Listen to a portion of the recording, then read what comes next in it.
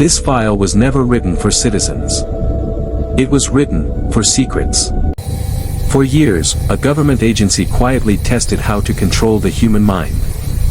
It began in the Cold War, when fear itself felt like a weapon. Stories spread of prisoners returning home with broken personalities and new loyalties. Inside one agency, a disturbing question appeared: could minds be reshaped, on demand?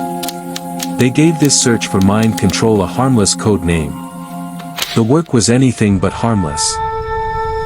The promise was simple: sharper interrogation, deeper control, more power.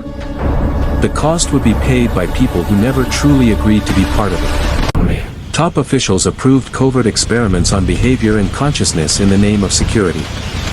On paper, it sounded clinical: materials that alter human behavior. A chief chemist was given wide freedom to explore unusual, even bizarre ideas. MKUltra became an umbrella, funding many hidden sub-projects across the country. Money flowed into universities, hospitals, and prisons, often through respectable-looking front foundations. Publicly, it looked like ordinary science. Privately, it served intelligence objectives. Many researchers thought they were studying learning, stress, or therapy. The same experiment could produce one open paper and one secret report. After World War II, strict rules demanded clear consent for human experiments. MKUltra shows how easily ethics can be buried when fear. Once locked away from public view, the project could push boundaries. Step by step, prisons became convenient sites for testing how far people could be pushed. Some prisoners volunteered. After being offered better treatment or shorter sentences, psychiatric hospitals provided other subjects, people already in vulnerable states.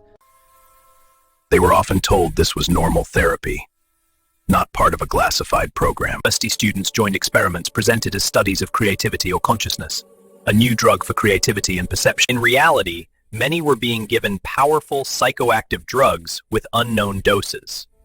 One substance fascinated the program: LSD, seen as a possible key to unlocking or breaking the mind.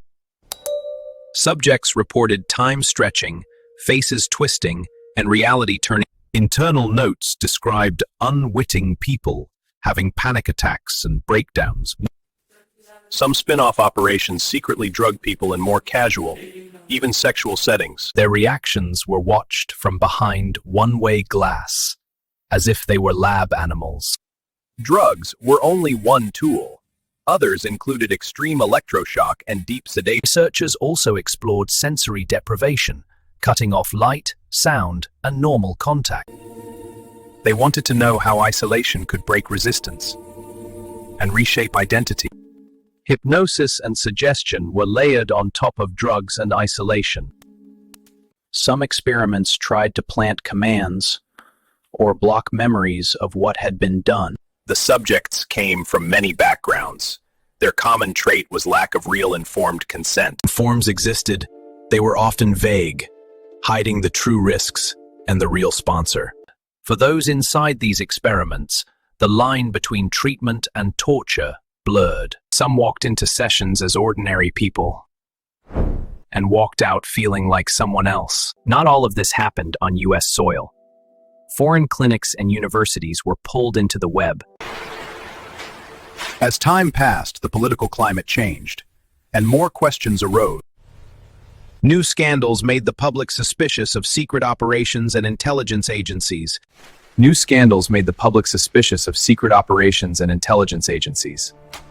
Inside the agency, some leaders feared what would happen if MKUltra was fully exposed.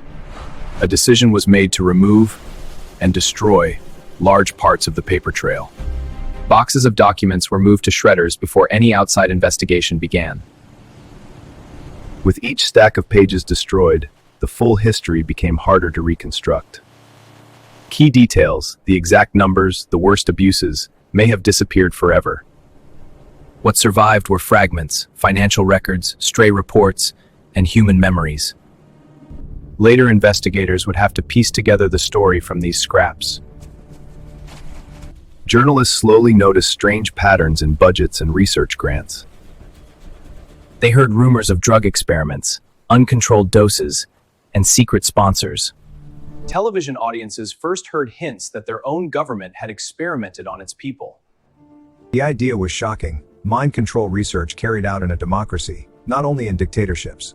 Political pressure forced the government to open formal investigations into intelligence abuses. Committees in the Capitol began questioning officials under oath about projects like MK Ultra. Officials admitted to behavior control research and non-consensual drug use, but often in careful, limited terms. Declassified documents confirmed that drugs had been given to unwitting subjects. Victims described long-term psychological damage, broken trust, and lives altered forever. Some sought compensation and recognition that what was done to them was wrong. In response, governments promised stronger protections for human research subjects. Inside the agency, many simply wanted the scandal to pass and the topic to disappear.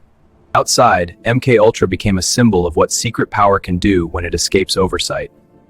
The program never found a magic button to control minds, but it did show how fragile ethics can be under pressure. The rooms are empty now, but the questions those experiments raise are not. Today, new technologies give governments and companies fresh ways to study and influence behavior.